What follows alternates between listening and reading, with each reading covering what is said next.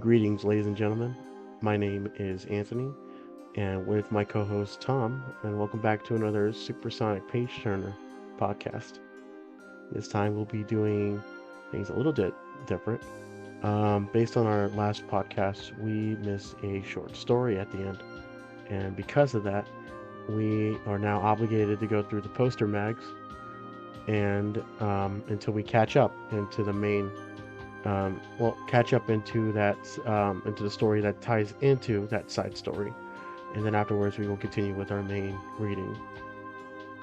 First up, my co-host Tom will be recapping poster mag number poster mag issue 3 um, of Sonic and the Kid Cruel Caper.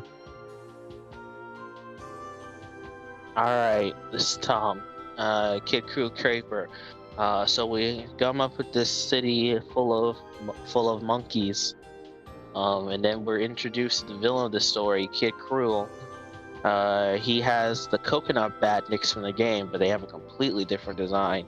He takes some kids, put them inside the coconut badniks for batteries. Sonic goes to the place. They tell him all about it. He then goes to the jungle and he fights off the coconut badniks and Kid Cruel. Kid Cruel then reveals that the coconut badniks are designed to blow up at any impact, along with any animal inside of them. Sonic says, "Okay, got me trapped." Kid Cruel goes to call Robotnik, hoping you'll get a reward for trapping Sonic. But Sonic was just messing. So he really quickly, just super fast, took all the bombs off and destroyed the badniks at the same time. He then run with the bombs, try to get rid of them, and seemingly dies from it. Kid Cruel's really happy about it, but it turns out Sonic's alive. He ties up Kid Cruel and leaves him with Robotnik, who's coming in.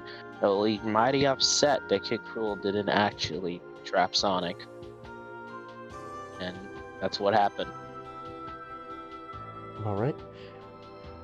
First things first, we shall talk about the cover because status quo is God, and that doesn't change. First off, that's not bad. It actually is nice. Yep, you see Sonic doing a dramatic jump. Yeah, You see him he's pouncing on the seahorse badnik from Oil Ocean Zone. I can't remember the exact name. Yep. And I don't know, Chemical Plant, I guess. We see Chemical Plant a lot in this series. No, Just no, think that about it. We see it. that's no, that seahorse badnik is strictly from Oil Ocean. Oh. But I mean, in general, in this series, we see Chemical Plant like a lot. Yeah, a chemical plant or chemical plant areas that look like chemical plant. Yep. Like a major location. Yep. But yeah, it's a good cover, dramatic, really catches it. Oh, and you get a giant-sized Sonic action poster inside. Wow. Wowee. Can't wait to see what that looks like on my totally physical copy. Yeah, I can't wait to hang it up on my wall. All Yeah. right, let's. Let's So we unfortunately have to get off that cover. Is the story inside? Well, as an overall story, it's just another Sonic defeats Eggman henchman story. You actually had a few Eggman henchmen. Kid Cruel's just one of them, like the Fox guy. And the Warhog guy. Yeah, or the Chiller. He didn't work for Eggman. I meant in one-offs. Oh yeah, he was a one-off. Watch him come back later and be the most important thing ever. But yeah, just another one-off Eggman Toady. His plan, nothing amazing. We introduced to the monkey badniks, and their design is really different. Oh They look yeah. they look like actual monk. Like I'm just saying, they look like actual monkey heads with like robot bodies. It's really kind of creepy. Yeah, Especially they when you don't. look at them up front. Yeah, they look more like cyborgs rather than actual badniks until you see the processes that they actually are incorporating an actual monkey inside of them. So Yep. it's pretty, oy, it's Yep. pretty nightmarish. Man, Uh, they, like you said, they are very different from from the normal coconut badniks from what we see, and even coconuts from the from the Adventures of Sonic the Hedgehog cartoon. yep. I'm not saying I dislike the design. Actually, I kind of like them. It definitely works for this series. If I just saw, if I saw it in like the mainline games, I would be very, very caught off guard. It wouldn't really fit adventure. I couldn't see it in early Sonic whatsoever, but maybe it's kind of like spin-off, a modern Sonic spin-off or something. Maybe. But yeah, besides that, the art is pretty good. Oh yeah, like, Um, especially on Kid Cruel. yeah, we've seen his artist before. So let's just peel that bandage. Kick Cruel. Um, let's just peel that bandage. We've been around. We're on art. Kid Cruel is very. Mm. Not the Oi, best. no, But he is based off of an actual person, but maybe yeah, but maybe Monkey was not the best design for this. yeah, I think it's like, all right. So I know that Kid Cruel and the Coconuts is like is like a band, but he looks like Don King, Yeah, like the boxing promoter, Don King. it's But yeah, it's the red lips, man, the real big right, red Kid lips. Cruel, yeah, and he's wearing that pimp suit, basically a pimp suit. Yep. The little glasses. Yeah, Kid Cruel. Not And the. I don't know. Wait, I'm looking at Oh, go ahead. coconuts. Sorry, no, I'm looking it up, like Kid Cruel and the Coconuts, to see if there's like, 'cause I know there's like an actual band, and they're referencing that band from Is it Britain. Kid Cruel or Kid Cool? Yeah, Kid Cool, I think is the. Oh no, it's Cat. Oh, now I know. What? Kid. Oh, now I know. It was a scat singer. What's his name? I just remembered now. It's the cats. It's the one, like, it was like Kid something in the Coconut, but he was a scat singer. Hmm. And let's see, the main singer was. He was indeed. Wait, his name is also the same name as an animal, so every time I look up a picture, it's of the animal. Kid Cruel? No, the actual, like, singer. But no, apparently it's based off a scat group. Oh. Like, scat singing. Yeah. But yeah, so like that, Kid Cruel is very, very boring. He doesn't really do anything. He's like, just like all the Eggman henchmen. He's just kind of there. Yeah, he's there to make you uncomfortable. Yeah. The story itself, it's there. You could skip it. Let me just trying to think of something to say. Forca Lewis is here in a very different design. It's like they can't decide. He has his hooves back, but he's wearing the jacket, but he doesn't have the pants. He just has the jacket, but he's a normal pig. Oh, that's nothing. If you look on page 7, when Kid Cruel is happily clicking his heels that he finally beat Sonic, you can see that Tails is wearing a leather jacket, which he clearly wasn't in the earlier panels. I did not notice that. Yeah, You're right. it's so weird. Like, It's like someone was like, Tails gets a jacket, right? no, that was last story. That was last story, Tom. Oh, I'm sorry. That was last story. That was a trench coat. Yeah, But no, they're like, that was the last story, Mike. yeah. But yes, it's just But yeah, it's just oh yeah, I'm posting the singer in the Discord. All right. But yeah, Oh it wow, was a story. that's how you pronounce it. Cruel. Yeah, I couldn't say it right. And the I coconuts. But I think it's supposed to be pronounced Kid Cruel. yeah, but they just made it the actual word cruel. Yeah. Kids won't But understand yeah, this, but Don King, oh yeah, they'll get it. yeah. But yeah, I think we spent a little too much time on the story. It was there. It was a story. It Yeah, happened. I think We'll never. I don't think he ever comes. He never comes back again. for good reason. I feel like we tried to focus on it a little too much and focused on trying to make something out of it, and I think we overshot our goal. Wait, but no, Anthony, this was a mistake. Tails has the jacket throughout. Because page 3. Wait, he does? Yeah, page 3. Look at him with Fort Lewis. He has the jacket. Oh, you're right. So it wasn't an error. So how come in the following page, he doesn't have the jacket. You're yeah, right. he's just knocked out of the air without it. But then he gets it back. Yeah. And let me see. You don't see him again in the comics, so. No, he's always obscured by Sonic. Yeah, so you don't see him. What the fuck was up with that jacket?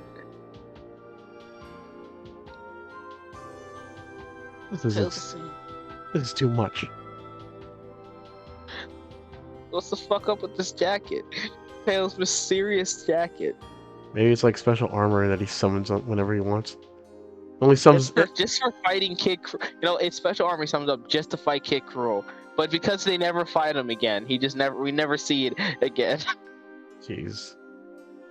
All right, let's get to the next one. Poster mag 4. Wait, no, 5. 3. I mean 5.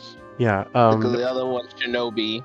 Yeah, we should mention that the one that we just read was Poster Mag 3, and that's because the first 2 poster mags were actually just poster magazines. There was no story; it was just full spreads of magazines. I mean, posters. And 3 was the only one with the story.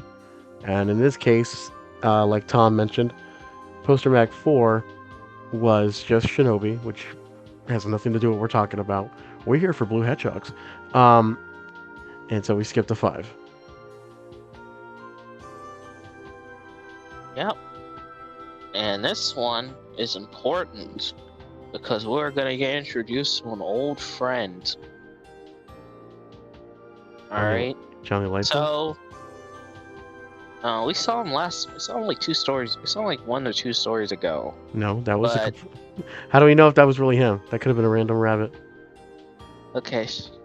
Let's move on. The Ocean of Horrors. They're in Sonic and Tails are in oil ocean zone. They see something called the pump, which is like pumping out more pollution than ever. Sonic goes to stop it, but it turns out it's a trap by Robotnik, and it's actually a bomb.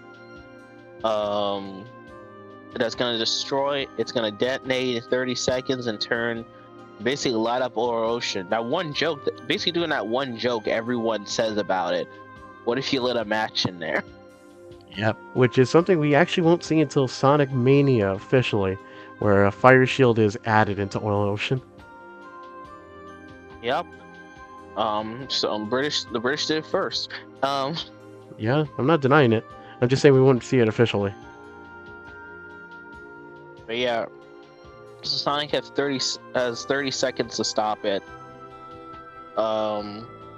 So he tries to do it, but he's probably not gonna make it in time because he doesn't know where to stop it at. With the stress building, he turns into Supersonic, and Supersonic, weirdly enough, weirdly enough, actually cares to stop the bomb, and Mhm. he goes and he goes to destroy.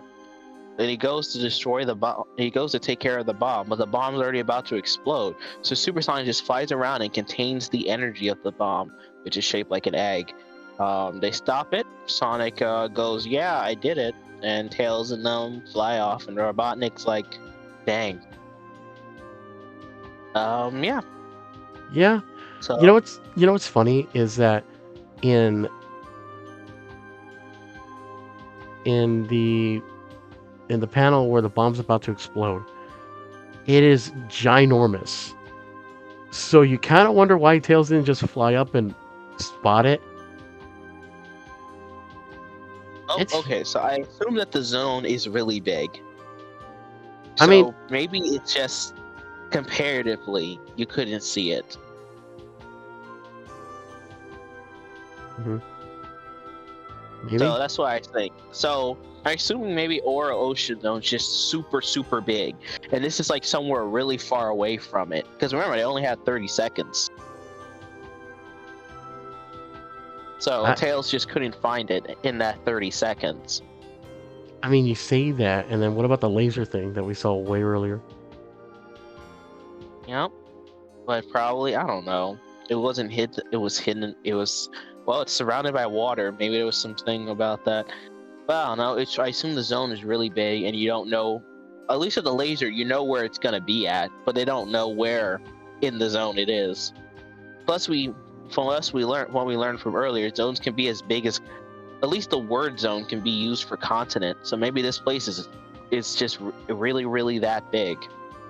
Yeah, you got a point. Plus, he has to stop and go everywhere to look, so that's Yeah, obviously it going could to be slow any. him down. Yeah, But okay. yeah, I guess. Supersonic. Yeah. Supersonic is weirdly agreeable this issue. Yeah, I guess because Sonic's drive was that I mean, he was just so focused on Robotnik not, on how Robotnik mustn't win, that he just, I guess it just got ingrained into Supersonic. Yeah, because it's so weird. Because it's almost like because he even talks back to Tails and calls him Furball as if he remembers him. Hmm. Where in Supersonic 4, he couldn't recognize him. Yeah. Plus, it seems like not only that, but uh, Supersonic seemed willing to throw himself into the bomb just to stop it, instead of just like booking it. You know? Yeah. Or trying to kill Tails. That's what he did. Usually did before. He just tried to go after the first person he saw. Yep. Oh, by the way, can we mention that Supersonic is drawn as accurately as we see him in the sprite works, and including his crazy Super Saiyan spiky hair. He was in last story. His only his quills were turned up. They weren't like spiked up like crazy like this. Oh, yeah. I don't remember the last story that much. But yeah, you're right. He Yep. has he has his Goku hair from Yep. Dragon Ball Z. Yep. By the way, Dragon Ball it came out first.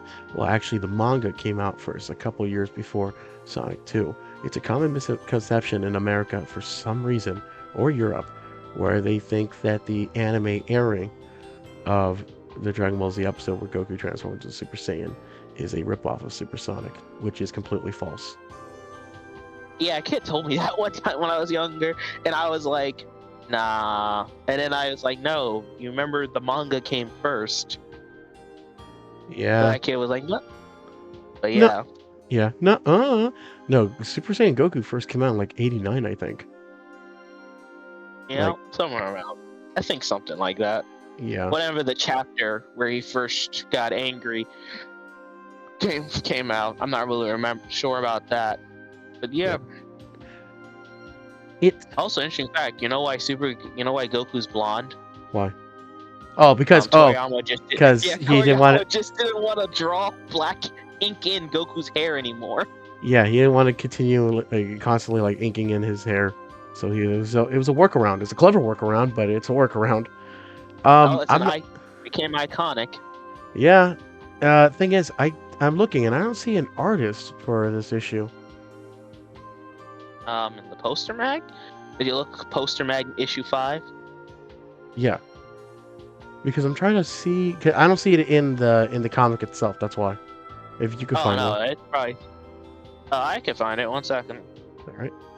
Because I wanted to compare. Like, you get the inside of the issue, and you see how Supersonic looks, and then you see the cover again, and it's like, boy, Yeah, it's just not. Here it is. Cover. Richard Elson. Richard Elson. Yeah, that's what it says. Oh That's yeah, you can see it. Like, look at his face. Look at the first page. Look at Sonic's face at the bottom. It has the scowl. yeah. Oh yeah, you're right. It's weird because I haven't seen Richard Elson draw Supersonic like this. That's why it's weird. Yeah, he's 100% accurate with it. Yeah. Oh, Oh, with oh, by the way, an a artist, and what is it? And I don't want to say a comic error, I guess, is that if you go into the page where Supersonic is confronting the bomb, you can see that the faraway image of Supersonic, his eyes aren't spirals. So I don't know if that's done on purpose, if it's done on purpose or not, but it seems like if it is done on purpose, then this is probably the rare chance that Sonic is actually in control of Supersonic. yeah, and it's not like a split personality. Hmm. You know, somewhere I actually read something somewhere to explain the Supersonic thing, and I don't know if it's true or not, so I probably won't say it. But what I heard, apparently, Nigel Kitchen was just playing the game, and he found Supersonic was kind of hard to control. So then he just thought it was like and then that's where he got the idea for the whole Dr. Jekyll and Mr. Hyde thing was Yeah. from. At least that's some random thing I read. I don't even know if it's true. Yeah, where But yeah, it's kind of like Bruce Banner and the Incredible Hulk, you know. Both are good on their own, but the powerhouse, you need to point him in the right direction. oh, yeah. Well, he's good enough for now. Until later. Oh yeah, we will get to that. We will get to that. But for now, um, Yeah. whenever he Let's appears, go on. yeah, whenever he appears, all you just need to do is push him in the right, point him in the right direction. But yeah, Yep. it was interesting that because I don't know, it's interesting because I can't tell if it's a drawing mistake or it's a Eh, legitimate thing because it's purposely done, not purposely done, but it's only for that one instant, and it's not like it was an error. Like he clearly just draws Sonic's normal eyes. oh, Lou Stinger. St- Lou Stinger wrote this. So I'm pretty sure. Okay, since Kitchen's not writing this, I'm just gonna say I'm assuming that this person wasn't familiar a lot with what Kitchen did with Supersonic. Um, But not, then again, Ellison could have just drawn the spirals in the eyes yeah, without without the writer telling him to. yeah, Because a lot of comic book writers, or scripters, sorry, are just give the scenario, and it's usually up to the artist to interpret it, interpret those. yeah, dependently. Yeah. But yeah, the Marvel method, as that was called. Mhm. But yeah, but no, it's a good issue. Good to see Supersonic again. He comes on power ranking, as we all hear what we're here for, the power ranking. Supersonic was able to contain a whole explosion that was gonna. Then again, I don't really know how powerful the explosion doesn't really have to be that big to light the whole thing. So I don't know. Yeah. Judging by our estimations, we can assume that if lowballing that oil ocean zone is the size of a continent, and this super bomb was made to destroy the entire continent before Sonic even had a chance to escape, we can assume that this bomb must have been quintillion megajoules of TNT. Solo, you're right. This could solo the verse. All right, let's move on to the next. Yeah, I'm not saying anything Uh, particular, but I hate scaling like that so much. Perfect one to watch. What? Alright, so it's 6, right? 5 doesn't have a story. Pretty Uh, sure it doesn't. no, we Wait, read no, we're 5. on 5. Yeah. Yeah, okay, so yeah. So on to 6. Yep. Which is the last one. Is it? Yeah. Because they have. I think it is because I didn't see any more poster mags after this one. Oh, there is. Oh, there is. Are they actually 8. Sonic related? Yep, 8. Oh, it goes up to 8. 8 and let me just see 9 really quick. Yeah, 8 and 9. But we can do that some other time. Yeah, I'm assuming those are much further in the story, right? Yeah. Well, it's Knuckles related. It doesn't really have a particular place. Hmm. All right, but yeah. So let's go to 6, and after we get to 6, we can just go back to the Amy story because we didn't finish that one. Yeah, because this ties into it. Okay. So let me remember what the heck actually happened. Because oh gosh, I read it, but my mind is blanking for a second. Okay. I'm quickly flipping. Okay. Now I remember. So basically, Sonic is told by the Kintivore computer that a new Badnik is activated on Marvel Zone. Marble Garden He's Zone. like, yeah, Marvel Garden Zone. He's like, Tails isn't around to fly me, so I'll just take the Super Spring, Hyper Spring. First time, is this the first time we've seen the Hyper Spring? We'll get into that. But yeah, he takes the Hyper Spring. Amy's like, I want to take her around. I want to go to Sonic. Maybe it can be a chance for a date. Sonic's like, no. So it's like, I'll come anyway. So Sonic grants the swing, Amy comes anyway. They get to the zone. They save a civilian. We save a civilian who was in a badnik. Civilian tells him about that the new badnik is a combination. What was it? It was like Comlink or something like combo. Comnick or something. Combinic. Combinic. A combination of 3 different types of badnik in one.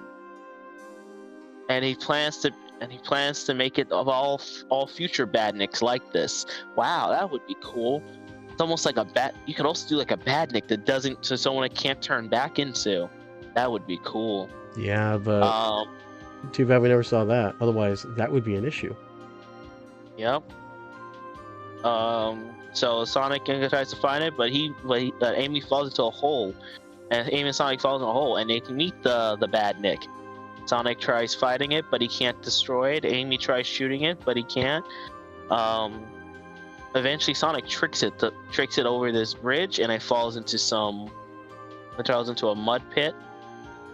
And yeah, they defeated it. Tails comes, where you don't actually see him; you just see the tails from the plane, and they fly off. And Knuckles pops out from the ground saying, "Hey, it's lucky Sonic you didn't meet me this time." Basically confirming that this is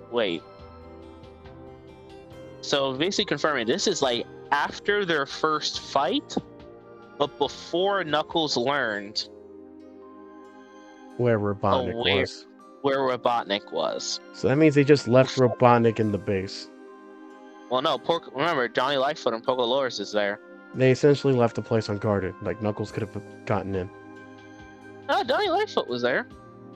Basically unguarded. And Johnny Lightfoot was there.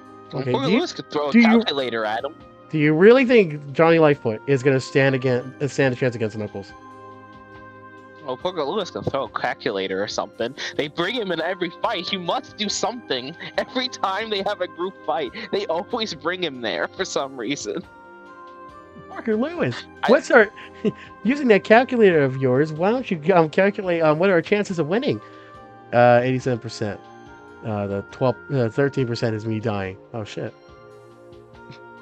Watch in the background. Pocolores is like he throws the calculator. It just accidentally takes out 100 guys. So that's why they keep him on mission. Yeah, it's that one incident. They're like, Pocolores could be our secret weapon. It's just that one incident, that it just ended up being a Rube Goldberg machine, where it just hit one thing, chain reaction into another, and then suddenly all 100 bandits are destroyed. Oh yeah, this is their. But yeah, confirming this is their base, previous base because it even says this is their underground base. That before they got destroyed, so it must be before it got destroyed. Yep. Now I have to ask, So, in the last panel they gave Knuckles fingers. um, I can't remember. Does Knuckles have? Knuckles has fingers. He has fingers underneath the gloves. They're boxing gloves. Let me actually. I'm drawing a blank on Knuckles'. I don't. It's just because of the subject. I don't really think of. If Sonic Boom is anything to go by, those designs were officially okayed by Sega. Trying to think of a panel where Knuckles opens his hands. Oh yeah, you're right. It is like boxing gloves. Yeah. Another question. What is the combined Nick based off of? They say 3 bad Nicks, but I don't see any correlating bad Nicks to it. Okay. So let's try to guess here. All right. It had a wrecking ball. What bad Nick has a wrecking ball? Other than Green Hill's own boss, I don't remember. It has drills for arms. Yeah, I know the shoulder pad could be based off of those weird pufferfish bandits in Marble Garden Zone. Hell, we even see one in when Sonic saves a civilian. It could be based off their shells. Yeah. I mean, I know what boss this is based off. This is based off of that weird driller boss that terraforms the landscape in Marble Garden Zone when you're going through it. But that's, I mean, it's supposed to be like that, but it's very clearly differently designed. Like, it doesn't have legs; it flies everywhere. On the cover, it's gold, but in the book, it's not. It's weird. Oh, loose stinger again. On the cover? No. Look at the top for writers. Oh, right. Lou Stringer. Is that an A or an M? That's an E. Wait, for where? Right before the G in Stringer or Stranger. I think that's an N. Lou Stringer. Okay. And the Mike's back. He's the artist for that. We've seen him a few times. This is probably some of my favorite work he's done so far. Oh yeah, it's really nice. Pretty good. Amy looks pretty good with her hairstyle she'll have for the next 1 billion years. I have to say, British Sonic's probably been the series that had the longest that used old Amy's design. Well, let's talk about Amy since it's gonna lead up into her relevantness in the story. So in this story, Sonic does not want to bring Amy along because he doesn't like any of the mushy stuff. Comes along, she goes. She comes along. She talks to her boyfriend. She shoots a bad Nick. But actually, shoots a bad Nick. She doesn't really defeat the combo Nick. Well, she tries because it's invincible. Yeah, she at least tries. Also, if we take the story that she did from the bridge, remember the bridge where Sonic was trying to blow up the bridge, and it needed Amy to. Oh wait, no, that's later. I'm mixing up issues. Yes, it is. Oh snap! I spoiled. Oh god, I'm mixing up issues. Sorry. That's it. That's it. We got to start the whole podcast over. Yeah. But yeah, it's a fun, quick little story. I liked it. Liked it better than the other two. I say I like it better. I think the other 3, I say it's my favorite. For me, I would say second place. I like the Supersonic story a bit more. Can we agree that Kid Cruel is going to be on the bottom? Yeah, 100%. Okay. By the way, I just sent you the image on Discord. That is the Badnik that is based on. It is called the Tunnelbot. Yeah, they really took some liberties with that. Yeah, yeah, they really did. I mean, it's supposed to be a burrowing bot. That's it. I mean, hell, I mean, I think Sonic just ran across it because he just ran across it. I don't think he was even trying to fight him until Sonic took a couple hits at it. Yeah, now Sonic, now it's like a super bad Nick made out of three. That's like three bad Nicks. Also powered by three flickies.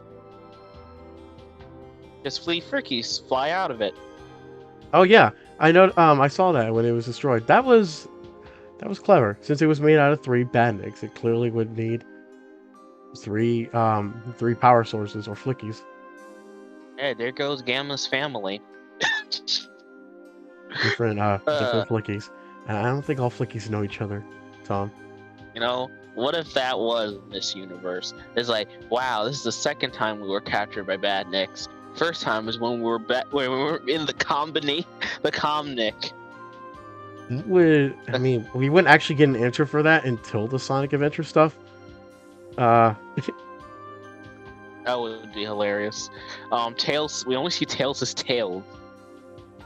We don't even see his head. Yeah, But yeah. Yeah, we don't even see his head. We just see his tails, which don't even have the yellow tufts on them. The white tufts on them. They're just orange. Yep. Well, I don't know. I think that's about it, really. Amy does some stuff. Sonic does some stuff. Their relationship's still the same, and it's probably gonna stay the same.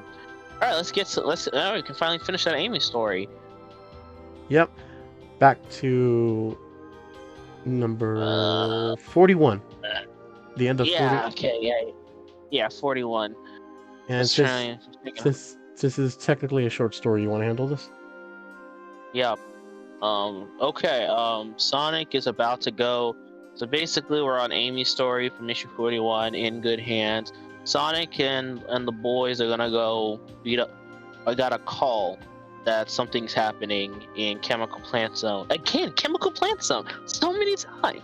But Sonic's like, yeah, let's go do this. And Amy said, I want to go. Sonic's like, no, you can't go, despite you being a member for the longest time now and been in multiple of our fights and battles. Now you can't go. And then she says, with a justifiable reason. I mean, at least she could defend herself, unlike Parker Lewis. Yeah, Porker Lewis gets to go. He's like, hey, don't talk about Porker. He can throw a good calculator. Now every time when she mentions it, the Marvel Garden Zone incident, and she says Lucky.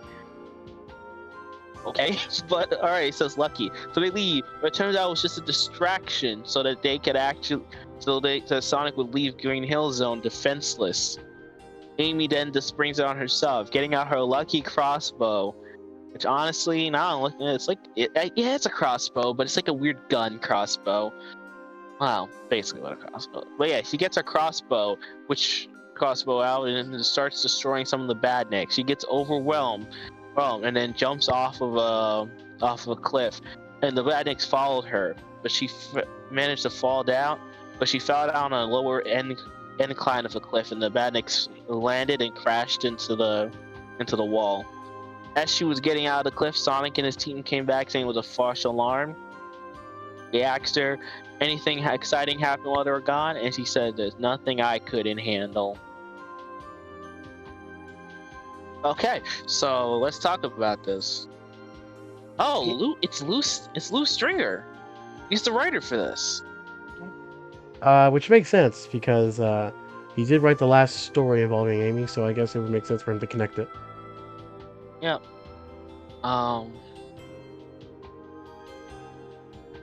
But yeah, so this story, Sonic really doesn't like Amy on the team. They didn't like Amy coming along for some reason. I don't even get this. I don't either. I guess he's just because he doesn't like Amy in general because of the whole boyfriend thing. But like, she's literally been a member of the team for a pretty long time now. Yeah. It's not. It's not like she ever gets captured again. She just like, and she has a weapon, Yeah. It's but it,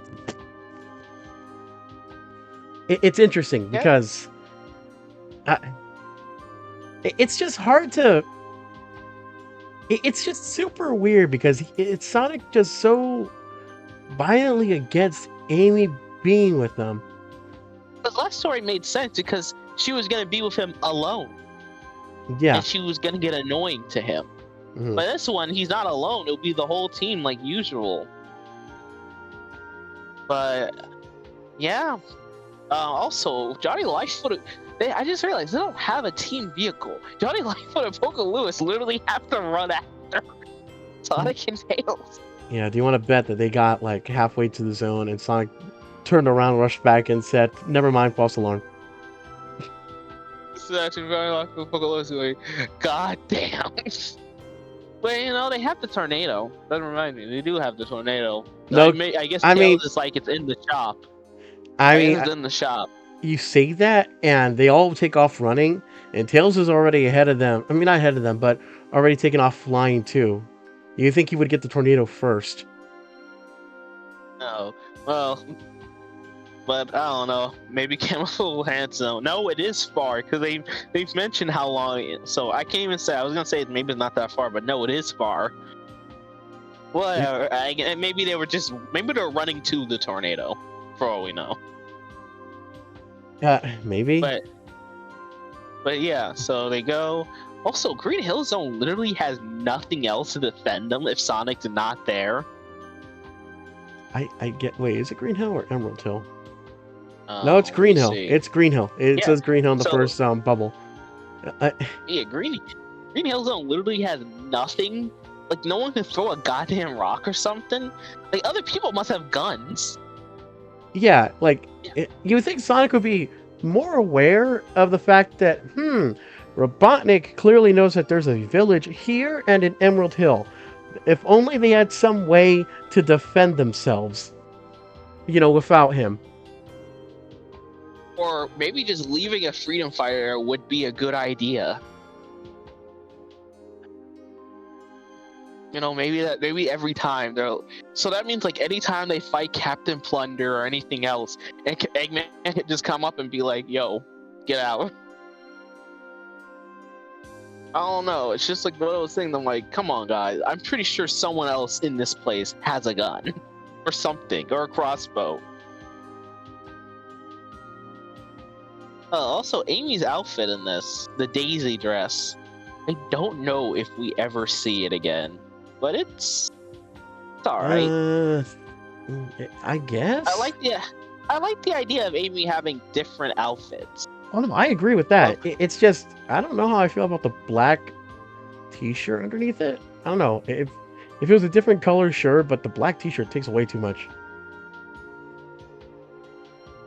No, I like the little daisy pattern, but yeah, I think it's all right. The art's pretty cute. Yeah, it is. Yeah, the art the was done by two people apparently, Mr. Oh yeah. Mr. Roberto. I can't say that, and otherwise we're demonetized. And John M. Burns. Yep. It's sad because that's that person's name. Yeah, and a beer. Yeah. No wonder sales of that beer went down after this, but or did it go up? I don't know. But the world's so bad that I need the drink. but yeah, it was a pretty okay story. It was just one of those sorts to show that Amy is a capable person without anybody around. Which is good to have which is what the backup stories are for. Is to show like Sonic characters doing things. Because like when Sonic's the main character, you have to have him be the main one to do the stuff. But the backup story makes a good way for other people to show that they are capable without him having to be there.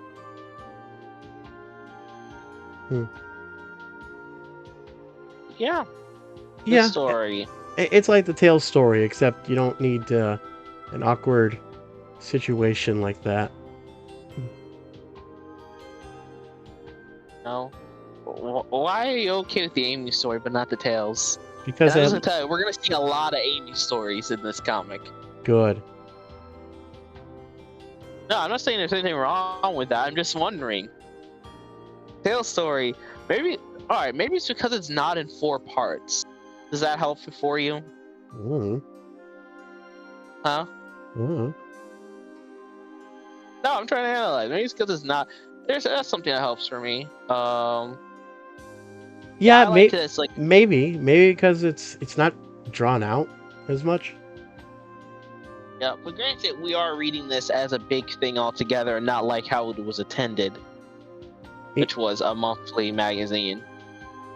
Yeah. Or was it weekly? Something like that. So it's a little bit weirder when we see a story begin and then stop.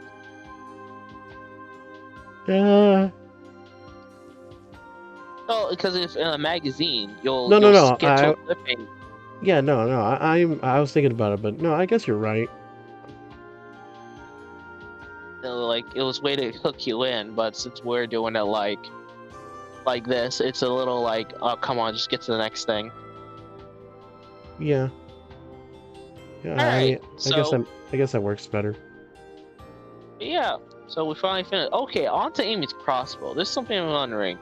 So it says it's a. I guess it is. It looks like one, but it basically works like a gun. I mean, yeah. I just wonder, like, why is it in this issue designed with 5 points?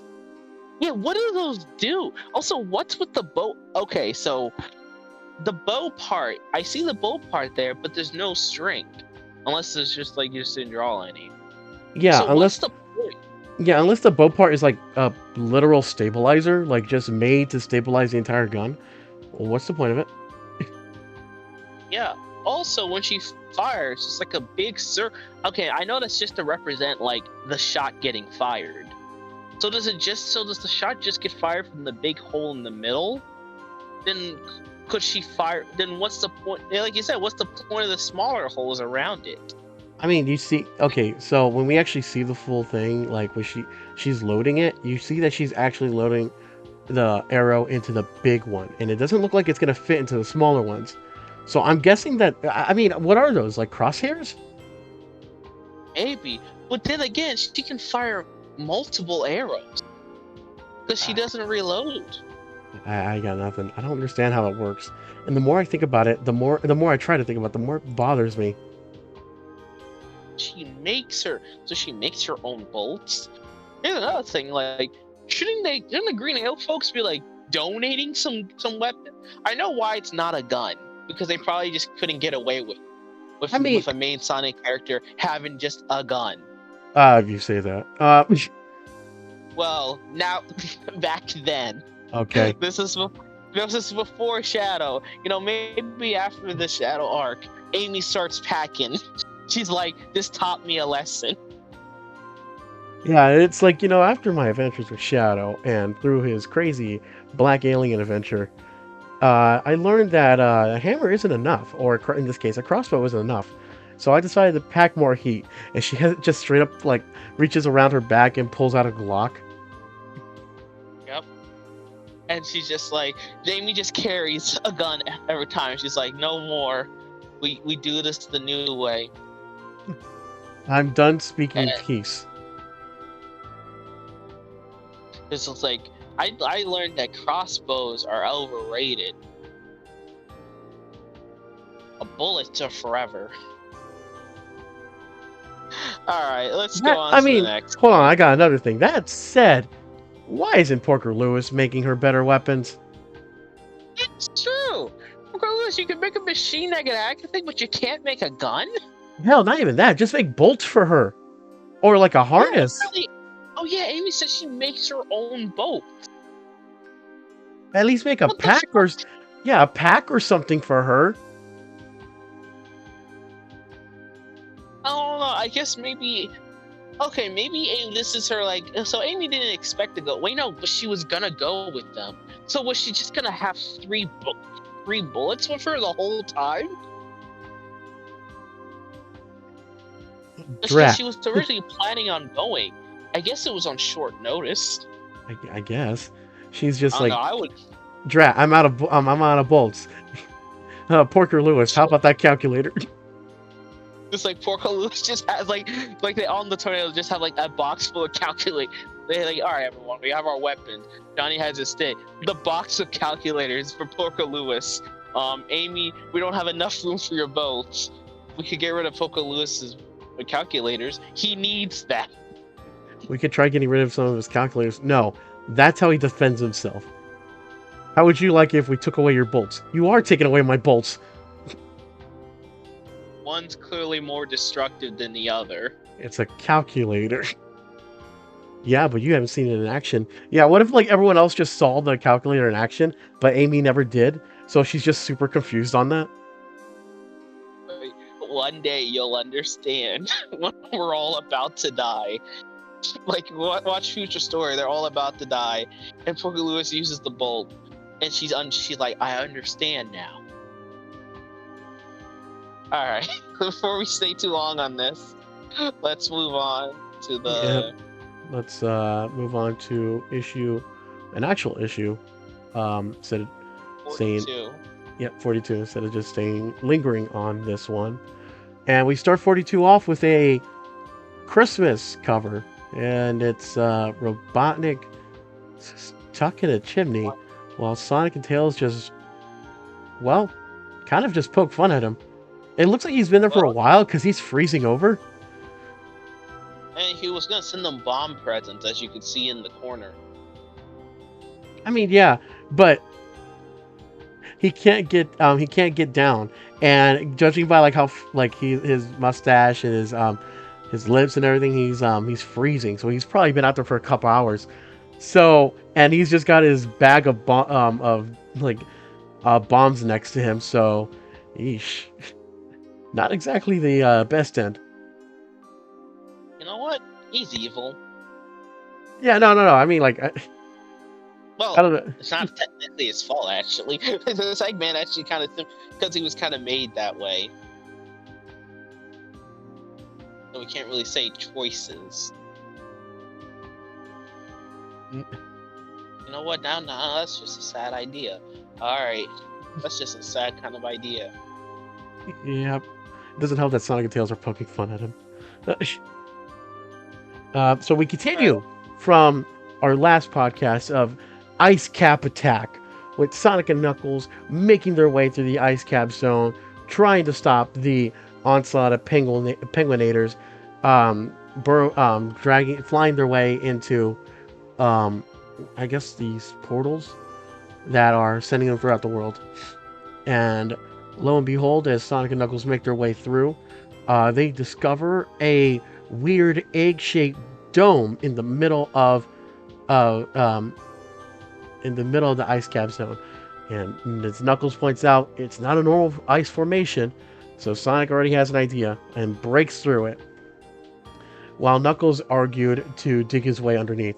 Sonic is obviously impatient and breaks it anyways.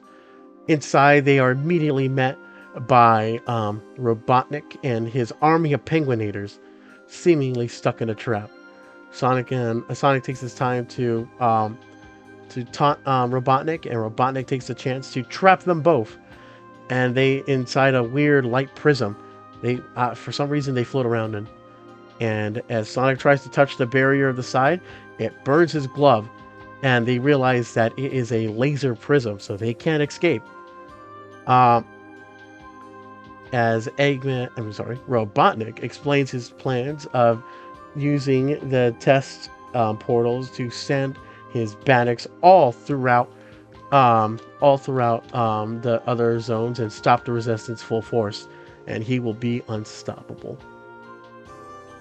Meanwhile, Knuckles has an idea and digs underground and breaks out. Sonic follows him from the other side, and they both take on the Penguinators, taking them out one by one. And as Robotnik escapes and the portal closes, Sonic brings the citizens and reluctantly thanks Knuckles, and they both escape. The citizens and Sonic escape through the portal. And after that, they celebrate a Merry Christmas. Yep. No, we're a month. We're a month off. What? All right, we're a month off. If Oh, this was next, if this was next month. quiet, Tom. What can you You're do? gonna reveal when we record these. Yeah. Oh wait, yeah. You know what? Forget I said that. Now, so the actual story, part 2 of this. Oh well, it was a good two. Well, we'll probably have to evaluate it altogether. It was a good two-parter. Reintroduction of Knuckles. Well, reintroduction of Knuckles into the main Sonic story. It's always good to see Knuckles and Sonic working together. Oh yeah, it's always a little mini event whenever they do. Well, when they Especially, work together or when they fight each other, either way. yep, especially in modern times. Yep. Remember when he was his rival? Well, enough about dwelling on the past. That got kind of Let's dwell on the past on a past comic book. Now, okay. I like that Knuckles was the one that saved. Knuckles was the one who saved them with his burrowing, Yep. and apparently can burrow through. I don't even know what that kind of is. Linoleum, steel, whatever, hard floor. I'm assuming it's made out of the same stuff that's on the outside, considering Sonic broke it with ease. Robotnik's plan was pretty good this time. A portal that can open anywhere. But again, this brings the question: is always that thing with Robotnik? It's like, why don't you just do it again somewhere else? Oh man, you would think What? he Yeah, just what's try it. stopping you? Yeah, just try it again. It's always that thing when a villain makes their evil plans, like can actually create it themselves, and then you think to yourself, that was a good plan.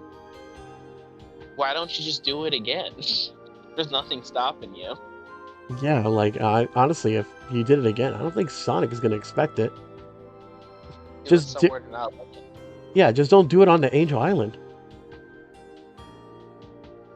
Yeah, just do it at your personal base in the special zone. Oh yeah, I'll take it. there'll be no way Sonic can reach you there. Yeah. I like that in the last page, Sonic has his flesh-colored legs in the second panel.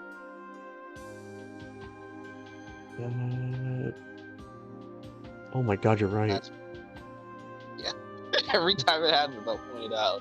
God damn it, I hate it Street so much. Fighters don't really do anything. It's mostly just a Knuckles and Sonic issue, which is good. They Yeah, just kind of come at the end to just be like, yeah, Merry Christmas. yeah. The Merry Christmas part kind of definitely seemed forced in. Of course. Yeah, The concept of Christmas like this. So like Santa Claus is, so they like have their own version of Santa Claus. I I guess guess. it could still be a human Fat Man. They know what humans are. Yeah, it's What the heck does Amy have in her hand? oh, I it's a just wish. noticed. It's a wishbone. Oh, it's a wishbone. Guess she just made her wish. Yep. Also, Amy's. Also, just look at the look. They really went up on Amy's lashes on that one. That she gave her bottom lashes. Just noticed that. On one side, Yeah, on one side. I don't think that's supposed to be lashes, unless I think it's supposed to be like a Oh, it shading is. thing. Is it? It looks like Look it's at supposed to be. it. Comes I think. off from. I think it comes off.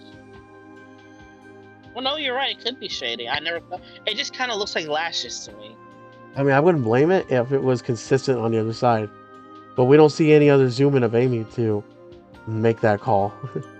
I guess I get her look, at least from what I gather. I think she's supposed to be looking at Sonic. They're trying to make her face more feminine looking, as if she's like, wow, how amazing he is. Yeah, and clearly she's wishing to, I guess, be with him more, or date him. I don't know. Clearly she's gonna get her wish, I guess, if these things fall through. They never do. Yeah, they won't. That's the rule. Yeah, That's never gonna go. even if you win, you still lose. Yep. But yeah, it was a good little short story. Yeah, art was pretty good. Yeah. Yeah, do you have anything else to say about it? Not really. I mean, I really like the team up between Sonic and Knuckles, and the rest of the Freedom Fighters are definitely an afterthought. Uh, That's why we have back issues. Yeah, Power Rangers the Beat 'em Up was coming out this time. Let's get to the next stuff, the Knuckles wow, story. that came And out of nowhere. no, I was flipping through the book, and then I saw it and a thing for it.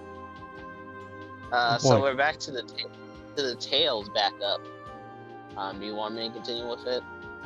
if I had a soundboard, I would make the sound effect of just someone walking away. Okay. So Sonic is telling you about some stuff that he did. He just remembered that Tails was doing one of his vanishing acts and wasn't there, and he says, and he was Sonic was being a little extra a little extra meaner than usual. Sonic calls him out on it, and Tails leaves. Tails laments how he can't tell them about what he's doing with the Nameless Zone, and I guess he just doesn't mention the stuff with the flock. Johnny mentions that they'll be doing something, that they're gonna learn about some badniks on the top of the Hilltop Zone, and if Tails can come with them. As Tails is really excited too, but as Johnny is about to leaving, the Enchanta King, one of the Enchanta Kings from the Nameless Zone, comes up to take him. So when the time actually comes, he just doesn't make it. And Sonic's like, I told you, he back to usual. And Johnny's like, I just don't get it, Sonic. He was so okay. Tails was just so like okay and wanted to get to it. And yeah, that's the story. Alright, it's a little quick. Alright, let's talk about it. Well, it's a little quick story. Story about Tails reinforcing basic information we all knew. Oh god, well, we have to talk about the art. Do we I have? don't hate it. I. It's not the worst, Anthony.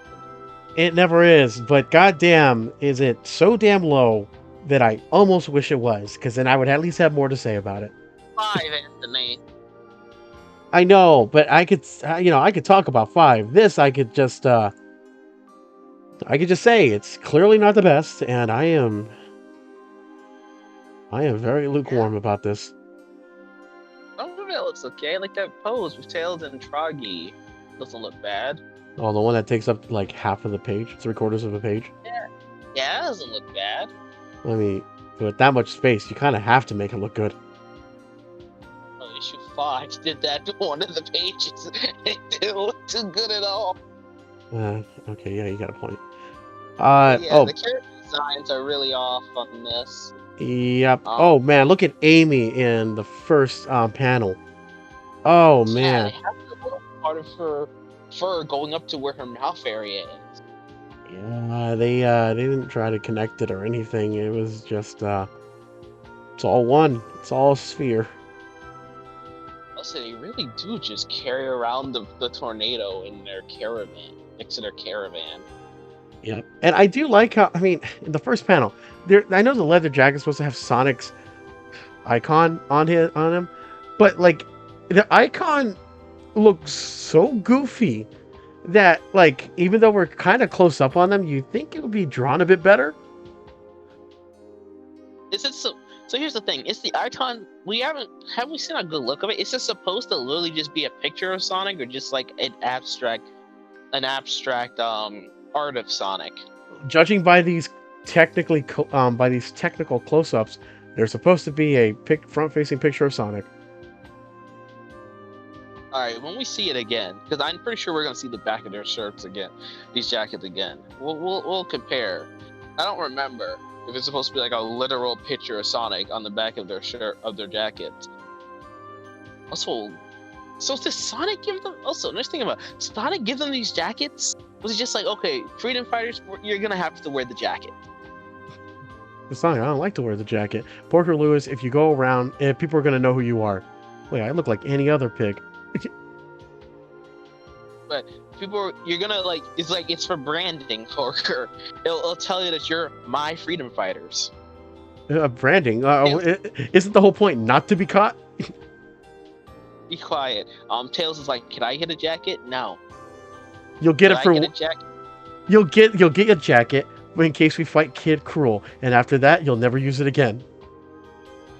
Amy is like, could I get a jacket? Never. Don't you have a bunch of different clothes?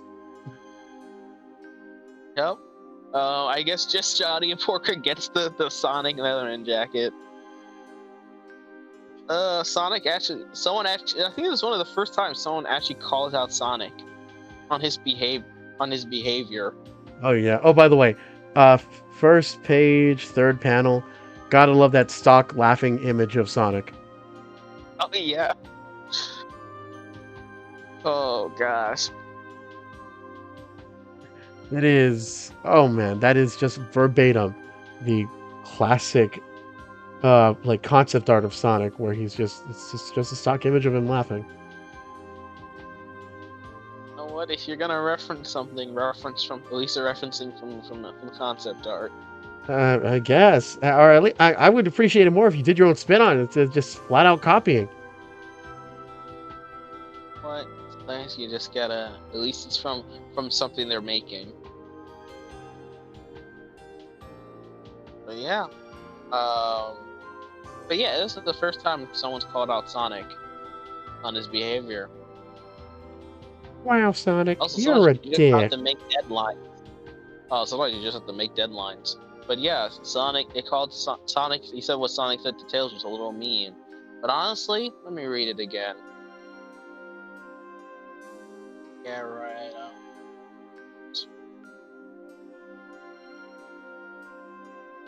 What was it? Okay, so yeah, so he's basically just calling Tails a coward. Honestly, it's not the worst thing he said. The fact that we can say that is pretty messed up. Oh, but then again, Sonic said. But again, this is some characterization. Sonic thinks that Tails knows that he's only joking. I think that's called Stockholm syndrome. No, that's not Stockholm syndrome. I mean, Sonic believes Tails knows that he's only joking.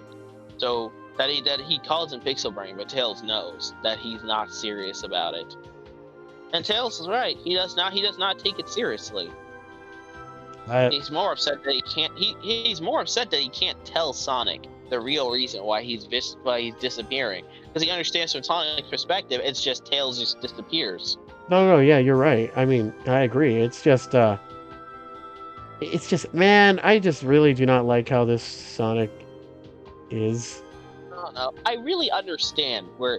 I don't know. You may not like, but he's consistent. I really understand where he comes from.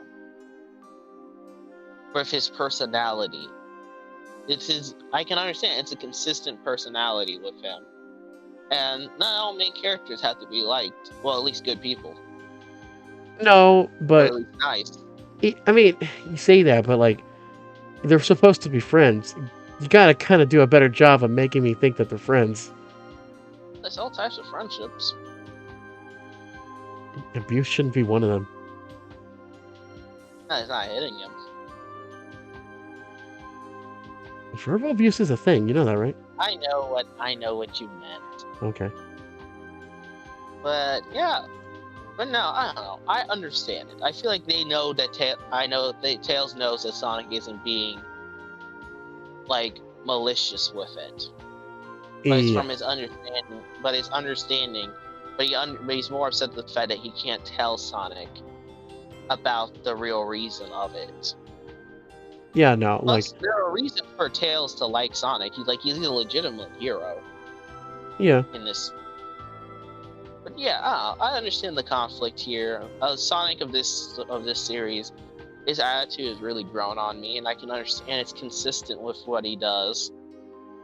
Watch next issue. He says something really bad, and then we're just like, all right, now what, Tom?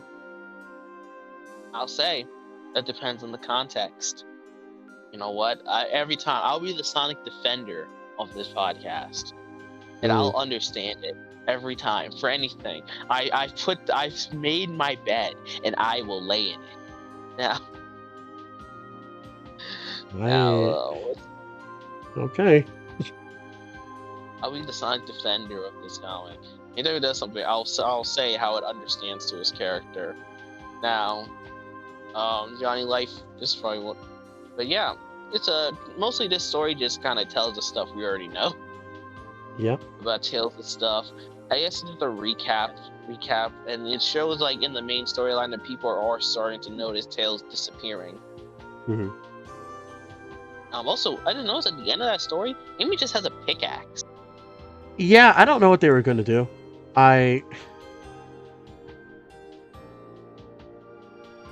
Maybe she was trying out a new weapon.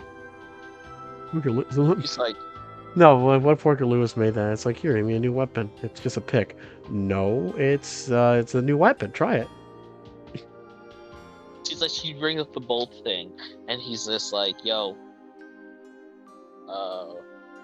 he's just like, yo, there's wait, man, built up a gold knife. He's like, yo, I'll give you a new weapon. Here, it's a pickaxe. I invented it. That's our new weapon.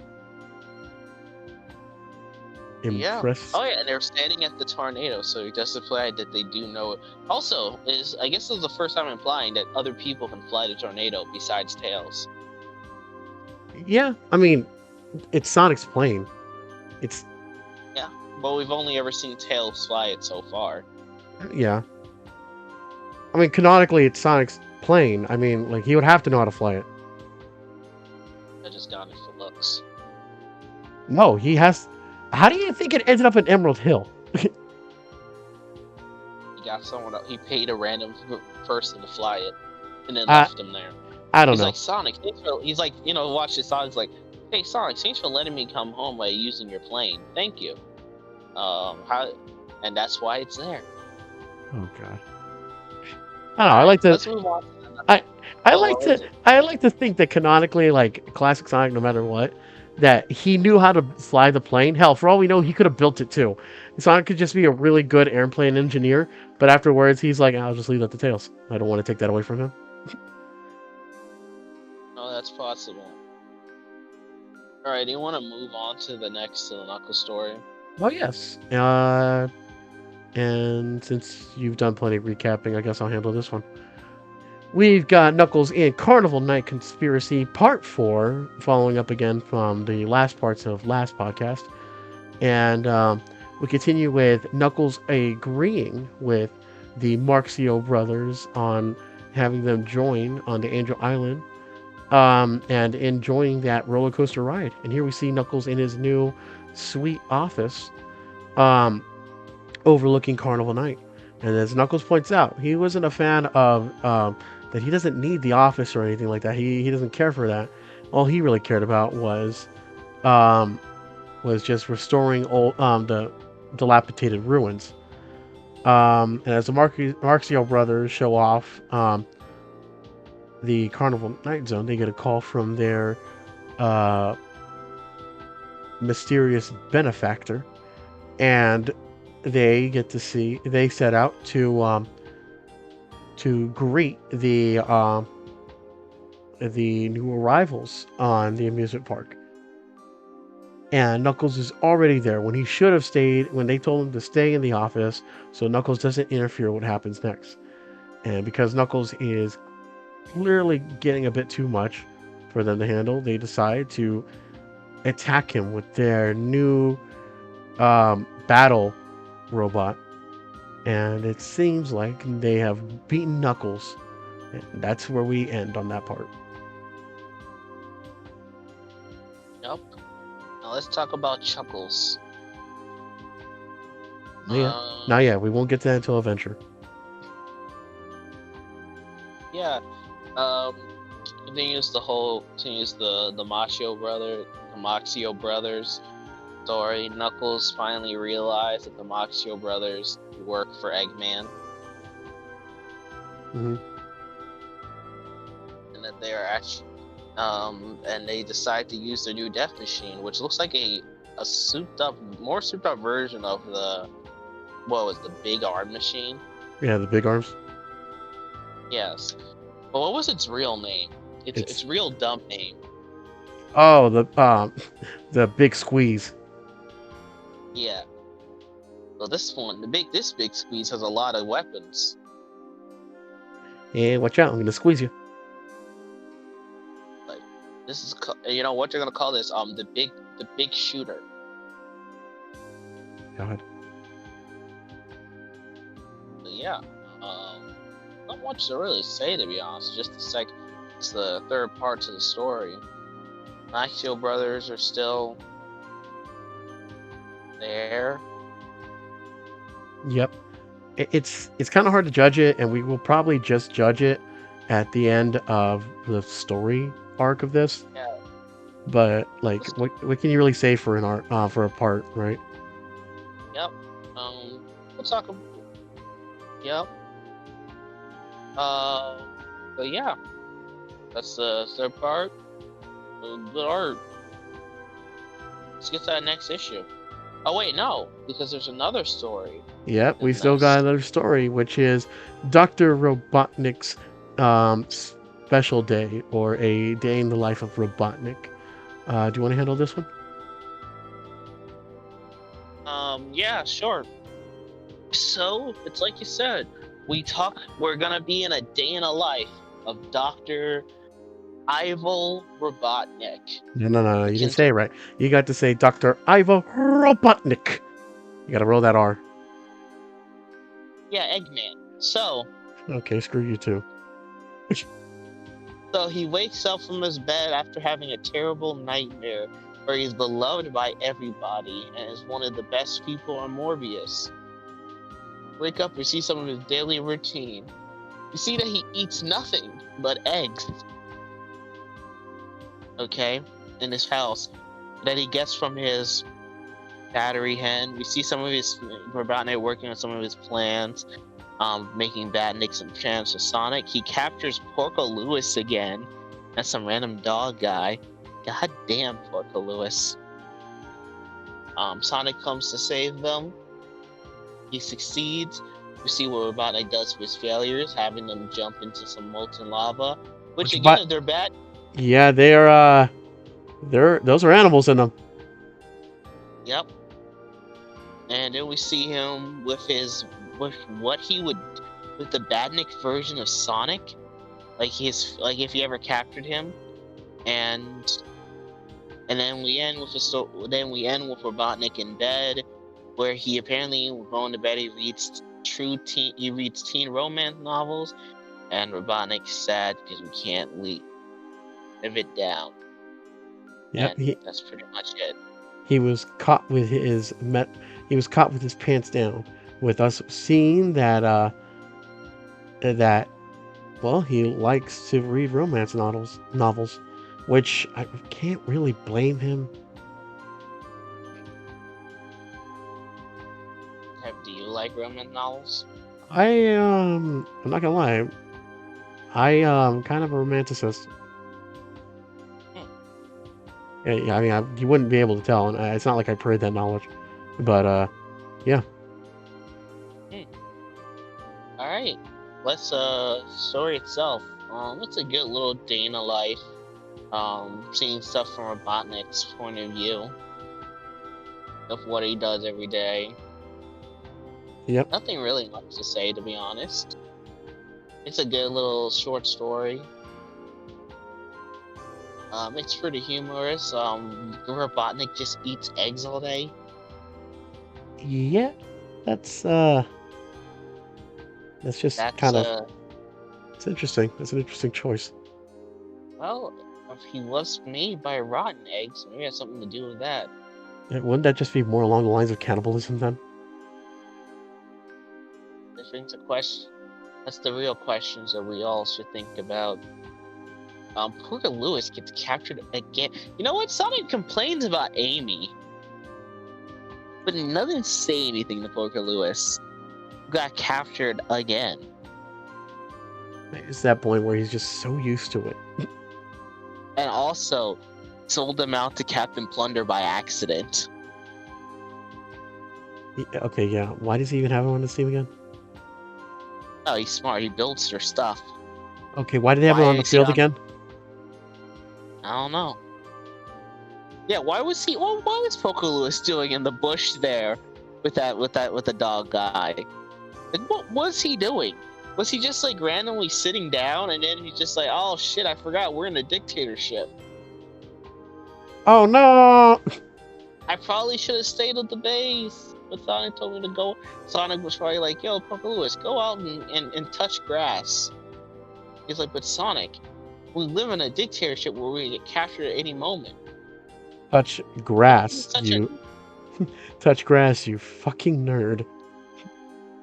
Oh, by the way, I sent you a picture of the Supersonic Mark II.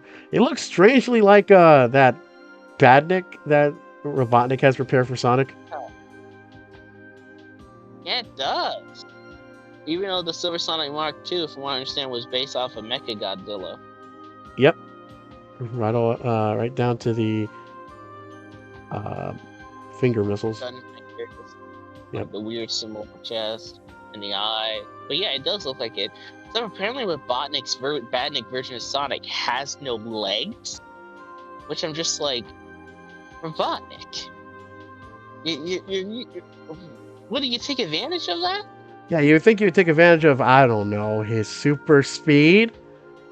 Then even the weird Metal Sonic that we originally saw, like remember that one, that originally weird one? Oh yeah, had legs. Yeah, it did. Who would win in a fight, that weird thing or Pseudo Sonic from the Adventures of Sonic the Hedgehog? And you know what? I'm gonna say Pseudo Sonic. He can move fast. We need to see that thing move fast. Shit, you're right. It's all canon. This is where it really comes down to. But yeah, just a cute little short story. Robotnik's, from what I remember, Robotnik's like little side story won't be a major thing ever, really. I doubt it would be. It's just supposed to be. Hey, look at this. Isn't that silly? Look at the man. Look at the fat man. Very very of its time. So do you want to continue to one more, or? We're. I'm looking at the time. I'm not editing this out. We're only at the hour and a half mark. Really? Yep. Dang. Alright, let's continue then. To the next story. Oh snap. Into one of the ones I like. Yep. I like this one. We're at issue 43, with a cover art that has nothing to do with Sonic. And I actually, oh, this is a Streets of Rage cover. Yeah, that's Max. Yeah. Breach of Rage, my favorite Streets of Rage sequel. I wasn't a fan. I was more of a fan of.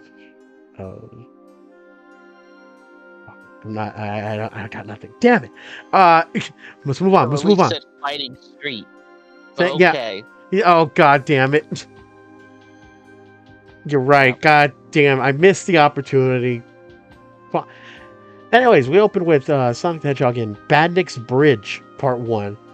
And we open with, well, them doing their gypsy circus act routine where Porker Lewis is just straight up being shot at. Hey, look, Amy's crossbow's got an upgrade. Now it shoots 6 shots instead of 1. I guess Porker finally got around to actually doing that.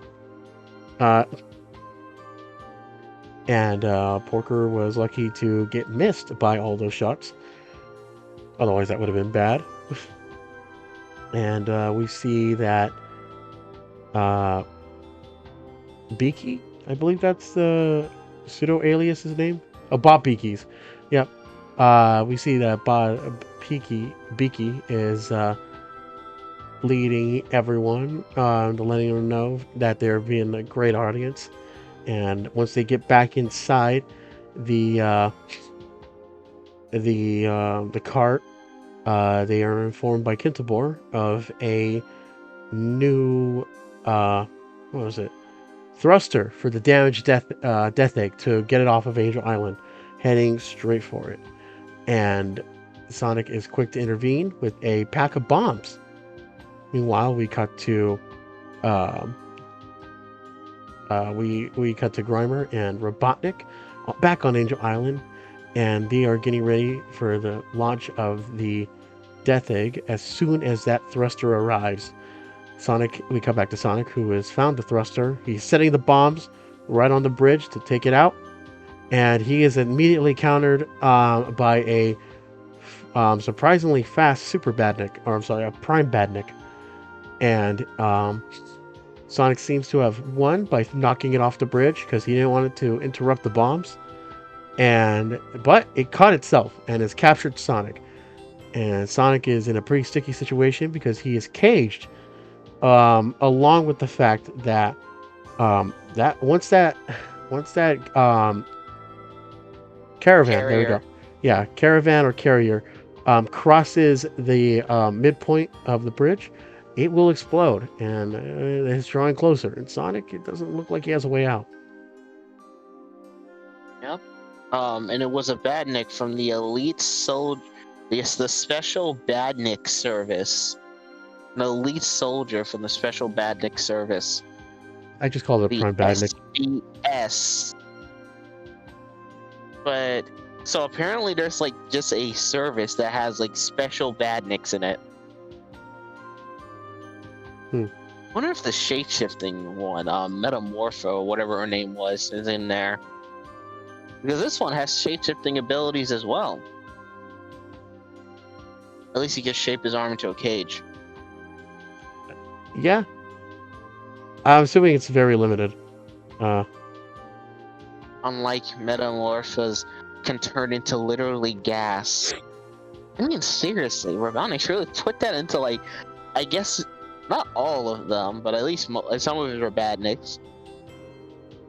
It's again, that goes, and I think, if he built it, why doesn't he build more of it? Yeah, it's really hitting that mark where you're just like, what's stopping you from making, hell, not even just more, you can just make a team, right? Just make a team of them. Just have them all gang up. Yeah. Make a Supersonic Search and Destroy squad. Or the Already got that. What? No, I haven't seen it in this continuity. Yeah, this was the Cat and the Bull. So Okay. they were like Badnik service. Okay, I'll let you have that one. I'll let you have that one, Tom. Yeah. So we see the Freedom Fighters are continuing their whole caravan thing, using their abilities for their act. Amy was using her new bow just to get a hang of it. So she was using Porker as a test subject. It's okay. The guy is apparently he's just lucky enough to get himself out of trouble when Sonic shows up. So I guess that's a good way to test it, right? I like to think that Amy's actually just that good enough of a shot. Also, the thing about it is me, there's a goddamn squirrel that's squirrel accurate in this panel, but that doesn't make any sense because Sally is in this comic, and she's the size of everyone else. Can we talk with this guy? Can we talk about how tall Bob Beaky is? Yeah, when Sonic goes into the caravan, he's back to normal size. Yeah, and behind him, you can actually see that Amy and Porker Lewis are going in. Porker Lewis and Amy are just human body size, but they're not usually. They're the same size as Sonic. What the hell is this? Also, some parts of that subplot. Sonic says, "Hey John, I didn't realize you had eyes for Amy." Of course I don't. Hey, I can't stop you from as long as you can stop her from pestering me. But yeah, so I think they have said before. Originally, they were gonna do a thing where Johnny liked Amy, But the writer was like, "Yeah, it's the kids' comic, so we don't need that." Look at that, If this, a hint of what's never to come. yeah, if this was Archie, this would be a plot. This would be a 10-issue plot right there. And it would end with a slap against Sonic. Oh, it would be like a 10-issue romance of Amy, and then it will end with a slap, and then Johnny will realize, he doesn't want a relationship or something. Yeah. Gosh. But that sounds so stupid that I just can't see it happening. Yeah, maybe in another universe. But we're in the world where only British Sonic exists right now. Yeah, can you imagine an alternate universe where Sally Acorn, the side character in this, is actually a main character? Ah, that's crazy talk. She's a news reporter, and they can't fight. I guess you're right. Yeah, they're a traveling circus. So I assume they have other acts. Well, I see like the ball and thing. So I guess like Amy and them have their own acts. Yeah. Because I'm just thinking, like, what could they actually do past the Amy thing? I'm like, maybe Johnny can juggle pretty well. Porker throws a mean calculator. Tails can't ever do anything because that'll be instantly a call out that it's him. Especially Bob Yuki. He can only just be a showman. Can't ever do anything with his super speed. Instant call out. Yep.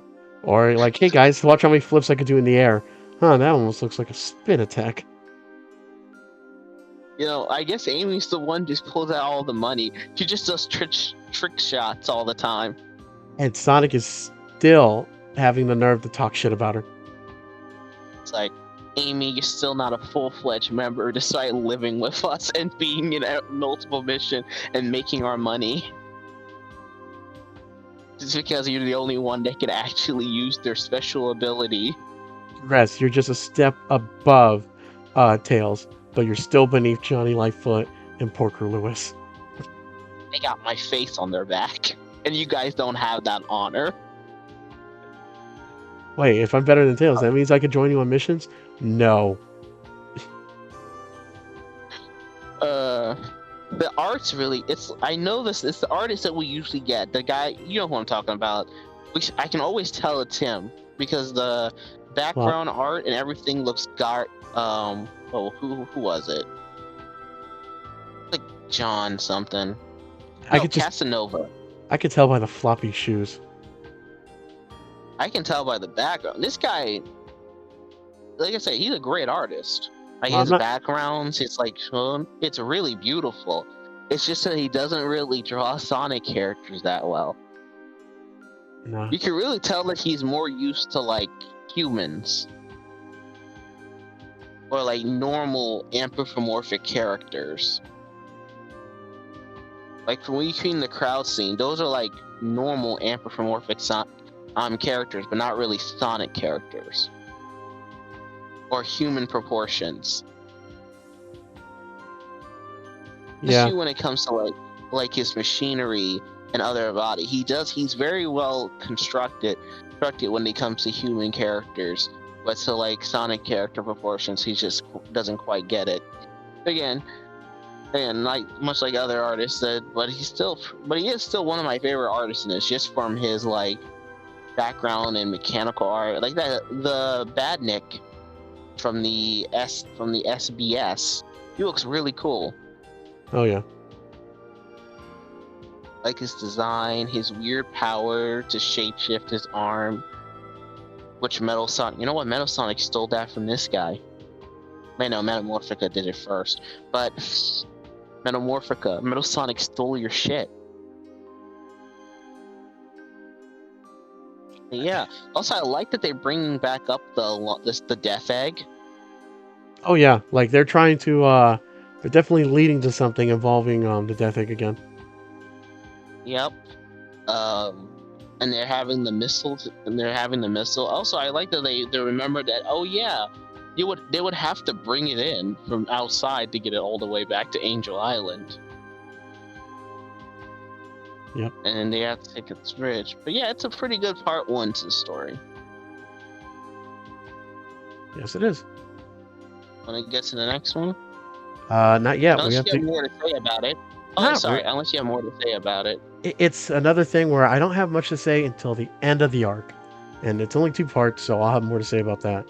But what we do have next is a conclusion to the Knuckles and Carnival Night conspiracy in part 5. We see that the Marxio That's not a brothers conclusion. of Oh, this arc. sorry. You said no. We have one. That's next issue. This one ends on Knuckles fighting the Badniks. Oh, you're right. Damn it, so close. Well, in this one, we're coming close to the conclusion of Knuckles and Carnival Night Conspiracy Part 5, where the Marxio brothers seemingly have won over Knuckles, and they tell Robotnik, that they actually no, they're talking to I guess a report group to Robotnik, but they let him know that they beat Knuckles, and and they'll come back to get him, and they'll be paid handsomely from Robotnik. But the guests have arrived, and meanwhile, Knuckles has dug out into the other side, and they try to fight him, and they miss because he digs underground, and they keep just trying to whack-a-mole him, but he's just moving around. He destroys their machine, and nothing but Badniks come from the Carnival Night area to fight them. But alongside that, all the guests have come down, and Knuckles can only fight off the Badniks as much as he can, because if he doesn't, they will probably attack the guests. And he can't do anything about the Marxio brothers because they're surrounded by the guests, and he doesn't want to bring innocents into this fight. So Knuckles has no choice but to pound away at the Badniks. Also, he doesn't want them to go into the Carnival Night Zone. Then he can't destroy the zone while they're in it. Because then it'll be in it, and he can't destroy the zone with people in it. Yep. But yeah, continuing the story, that robot didn't do shit. It really didn't do much. No. It got one good hit on Knuckles, and that was it. Then on him, instantly destroyed. Big arms? Not. I think not. Probably Robotnik just didn't give him the good version. Maybe. Who knows? Maybe this is a prototype. Yep. Maybe it was just built to take out Sonic and not just someone as strong as Knuckles. But yeah, the people are coming in. It's a good it really does build the tension for the next part. With all the Badniks, and you're thinking what Knuckles is going to do next. It does end a very compelling cliffhanger. Yep.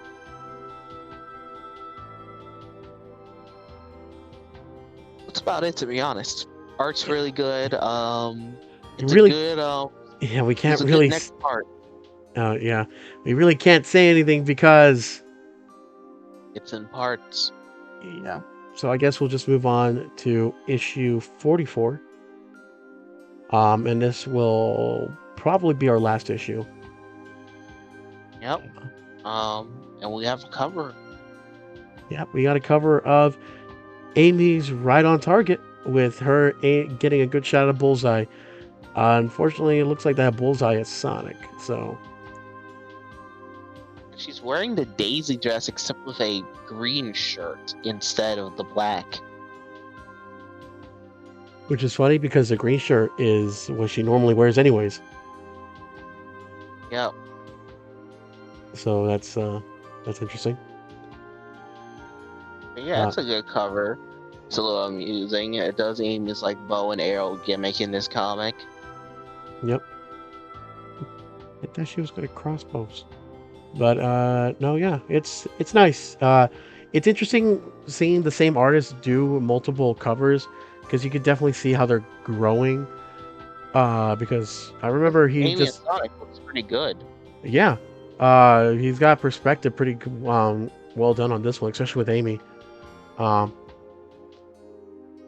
I remember like his earlier issue covers that he tried to do a pose of Sonic breaking through the TV, but that did not look right at all.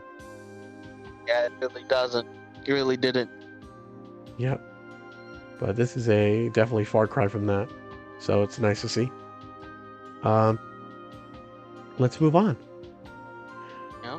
We continue in Badnick's Bridge Part 2, where Johnny Lightfoot and Amy Rose have spotted Sonic being caught by the um I'm just gonna keep calling them Prime Badniks because that's how I'm just gonna define Super Badniks.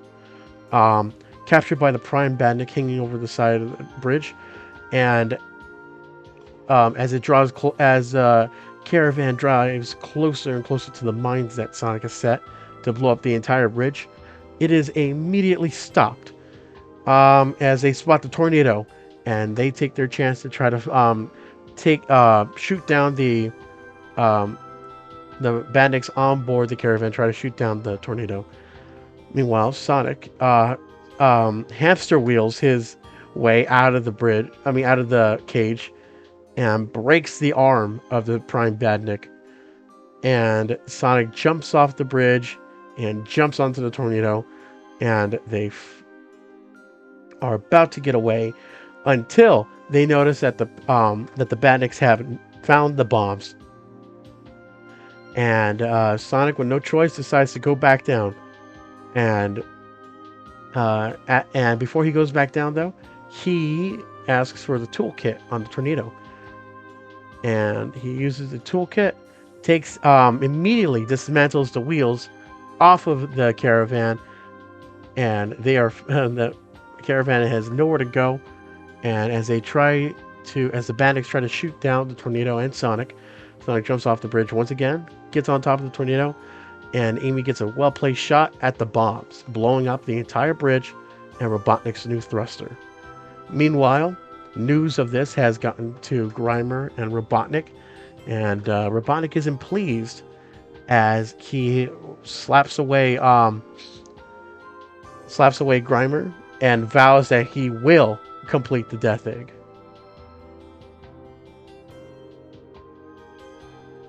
So we got that's what happened. So same artist, pretty good. Said not the best drawing Sonic characters, but he's a very talented artist. Yep.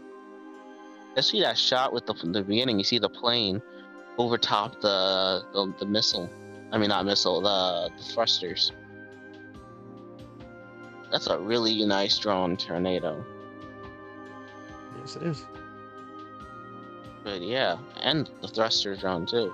But yeah, it's a good conclusion. I like that Amy ended it as a callback to what she does in the cover. But she uses like an actual bow and arrow, and not the cross. Which I'm like, I guess she could use both. But that's like going backwards. Yeah, you would think, especially with the 6 shot, that you would have a chance of not missing instead of just taking one good shot. I don't know. It seems. Oh, go ahead. I don't know. It's not like maybe she had to be really accurate, but I guess. But then again, she could be accurate with the crossbow. Yeah. It's. I don't know. And I'm not saying that she wouldn't be. She wouldn't have been accurate. It's just. It just seems like a lot of effort just to show off one thing. They had the cover and they were like, okay, we need something to relate to that. Make her use a crossbow. You make her use a bow and arrow instead of a crossbow. But yeah, it's a good conclusion. They destroy the thrusters, which slows the Death Egg, and that's gonna matter not at all the next story, but that's later. Yep. But at least it's continuing it. Eggman beats Grimer by smacking him on his butt. I don't know. When I originally saw it, it's like, I know it's supposed to be like he smacked him in the head or somewhere, and he's flying off. Also, he just smacked him on his butt. Yes, it does. And he's flying off. Robotnik, what do you do on your free time to Grimer? unspeakable things. Grimer says he has some stories, but Oh, that's not good.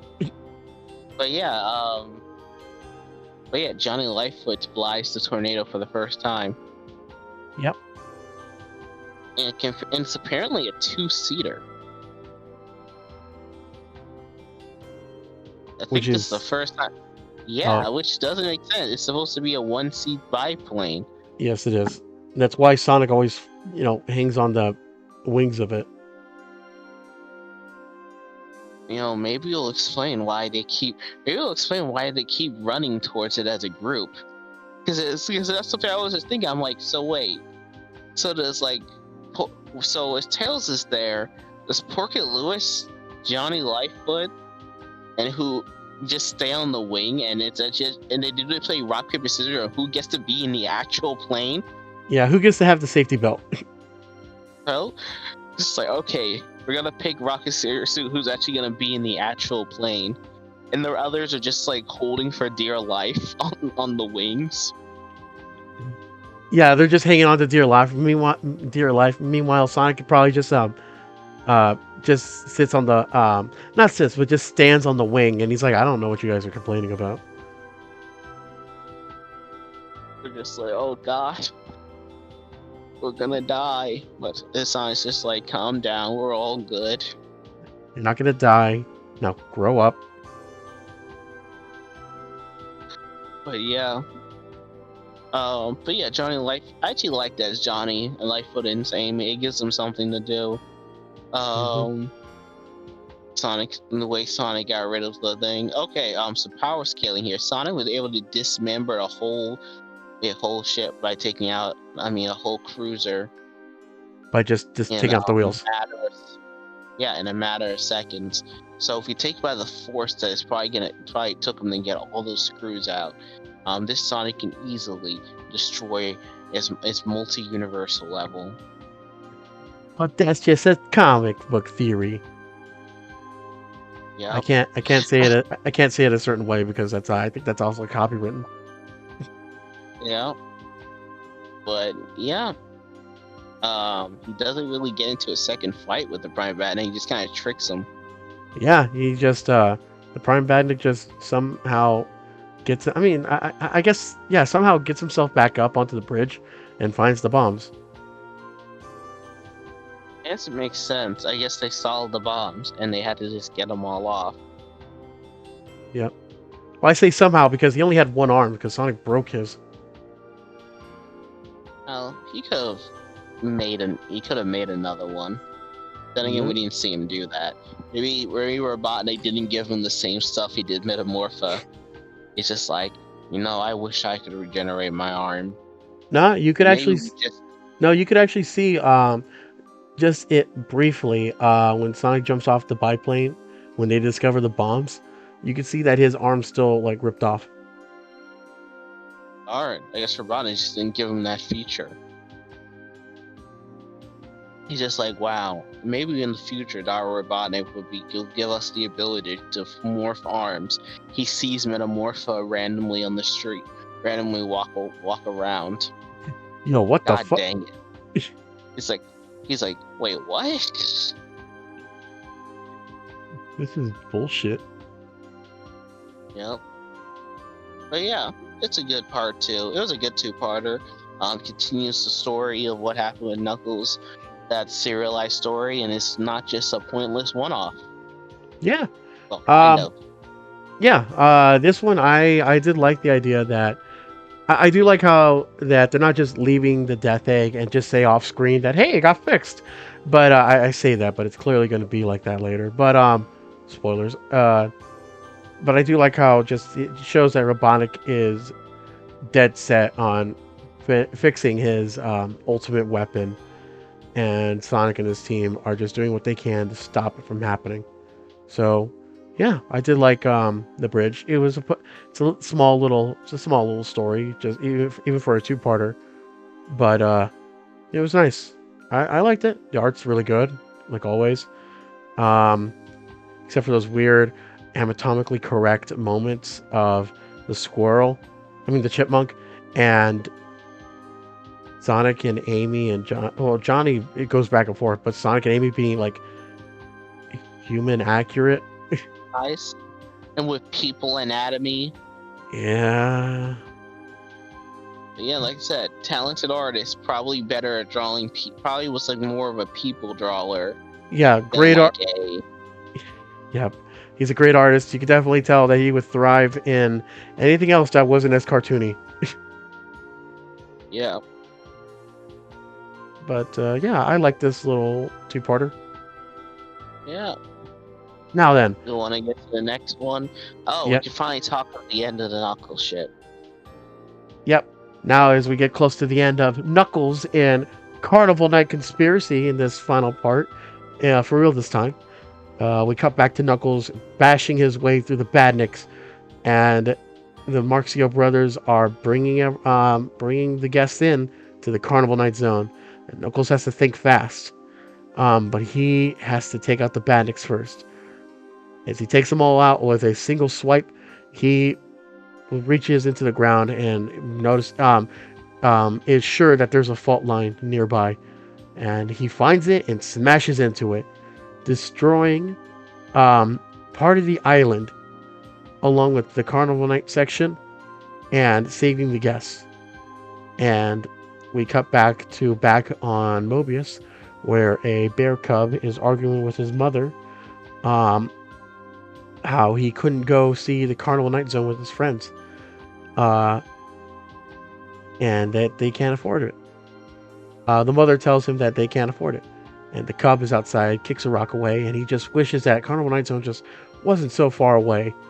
Lo and behold, it crashes onto, well, I guess his front yard, and he runs back inside to let his mother know. Meanwhile, the Marxio brothers are, well, no better for wear, but they're still alive and in the ruined remains of what is Carnival Night Zone. That said, that's still a city, so who knows? They might come back and fix it up a bit. But we close with Knuckles overlooking the island. Okay, let's talk this two-parter. I mean, this five-parter, four-parter, whatever part it was, all Six-parter. together as a whole. Six-parter as a whole. So probably should. So all together, it's an okay story. Again, it's predicated a lot on Knuckles being really, really stupid. Yeah, the first three parts were just really, really betting on Knuckles. Just despite him like flat out not liking anyone else on the island, just letting these clearly shady guys on his island, along with this new amusement park that popped up. It's Yeah, he just automatically, like, I know he acts as if they work for Robotnik, but I didn't even think they could be lying, or like, why would they do that? And they just automatically accept them. They start making their videos. They start making. They just start accepting, and they start like just kind of accept them, and they like show him the ride after they show him the ride, and he's just like, "Yo, yep, I'm on to this carnival. I'm on for this Carnival Night thing." And he said they'll make him money, even though we've explained before. Why would he care about money? yeah, if anything, just give him the. Use it for? Yeah, I mean, he said that he would use the money for fixing up the ruins, but just give him the tools. Like, he'll just do it himself. Like, I don't think you need money just for the basic tools to fix up ruins. Yeah. Or there's an archaeologist in this world. Pretty sure he'll do it for free. The only archaeologist in the world was just turned into the worst villain of the world, so not the best time. Professor Cold? He was not an archaeologist. No, I meant Kintabor. Oh yeah, that's right. But yeah, the Moxio brothers. The initial joke with them was there, but that kind of ran its course with me, at least. They're just kind of there. Yeah, like we get the gimmick. One's quiet, one's an idiot, and one's running the whole show. I meant with the Super Mario Brother reference. Yep. Yeah, it's there. The joke, I get it. But now they're just like, but in personality wise, they're just like they're just random thugs. But I guess you need villains like those. Not everyone should be really important or cool. But yeah, as a whole, the two-parter, if it wasn't the six-parter, if it wasn't so predicated on Knuckles being stupid, I probably would have liked it better. I probably, if the initial catalyst was a little bit better. Yeah, half of this arc was just dedicated to Knuckles just being stupid, and the other half was just him cleaning up. Yep, it was okay overall. Um, yeah, just a little Knuckles adventure. Yep. These adventures will stick around for a long time, and from what I read, they'll be a little bit more interesting.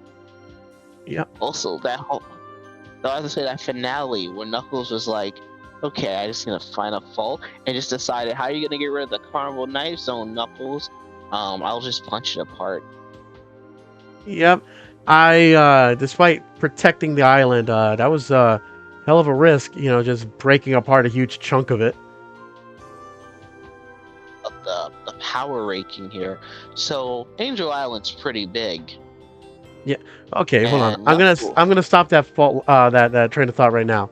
A fault line is the equivalent of a sinkhole. It doesn't take much force to break it. It would literally just take, I don't know, like maybe a 2-ton car falling from like 30 feet to break a fault line. And considering how Angel Island is not like a solid landmass on ground, yeah, it was gonna break easily. I mean, hell, that's how earthquakes are made. They're just fault lines. you're right. But yeah, Knuckles just broke it off. Um, I mean, don't I get me don't wrong. know. Don't get me wrong. Knuckles is stupidly strong. It's just this is Also stupidly precise. Also, he yeah. must be really good and smart and precise because that fault line broke perfectly. I mean, he said like, I know there's a fault line around here somewhere. I mean, keep in mind that in the game, this guy knows the island inside and out. He's always a step ahead of you and always laying out the traps. This guy, you're playing on his home Uh, turf. that's true. Also, I like Knuckles had to say that little comment of "Don't worry, it won't kill you." But I'm pretty sure that fall would still kill them. Yep. I don't know. Knuckles says that. I'm pretty sure any falling with an island at any height will still most likely kill you. I mean, I but guess. I think he just said that for the heck of it, because he says that's because the ground still retains a little emerald power, keeping it in the air. But since I keep the emeralds on this side, the power will gradually fade. And then as they're going down, he just says, with a bit of luck, there'll be some of the emerald power left to cushion their impact when they land. In other words, he's like, oh yeah, sure, the whole piece is gonna land slowly. Now, if they survive the impact, that's another thing. Oh, and I'm just say after the sword, the Mark II brothers don't show up again for a long time. I would imagine. Good. They go back to Marxio world, as he said in this. Ba-da-ba-ba-ba-ba. Copywritten. Yep. But yeah, it was a good. Again, it was not really. It was like I don't know. It was alright. It was there, kind of multi-parter. But again, I like the multi-parters for other characters. Yep, and it's nothing wrong with seeing them with Knuckles. Knuckles is usually, you want to see his adventures. There's nothing wrong with that. But unfortunately, half of this was just dedicated to Knuckles being an idiot.